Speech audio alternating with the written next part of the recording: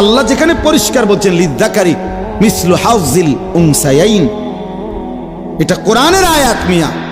এই পৃথিবীতে 1450 বছরে কোনো বেঈমান যারা প্রকাশ্যে নিজেকে কাফের বলে, তারা আজ পর্যন্ত কোরআনের বিরুদ্ধে, কোরআনের কোন শব্দের সিদ্ধান্তের বিরুদ্ধে অযৌক্তিক বলার সাহস করে নাই।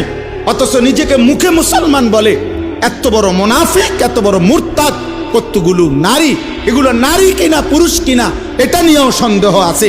এই সমস্ত এরা আপনার পরিষ্কার নারী অধিকারের নামে নতুন করে এই কমিশন জমা দিছে সংস্কার। আমরা ঘৃণা করে এই কমিশনের এই সংস্কার প্রস্তাবনা প্রত্যাখ্যান করছি।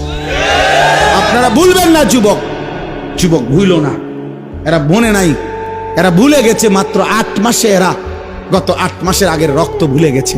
এরা জানে না এদেশের কিশোর নওজোয়ান ফ্যাসিস্ট এবং জালেমকে পলায়ন করতে ভাগাইবার ক্ষেত্রে যদি রক্ত দিতে পারে কালেমার জন্য, কোরআনের জন্য, তার চাইতে আগে রক্ত দেবে ইনশাআল্লাহ। কোনো সন্দেহ নাই ইনশাআল্লাহ, কোনো সন্দেহ নাই, কোনো সন্দেহ নাই।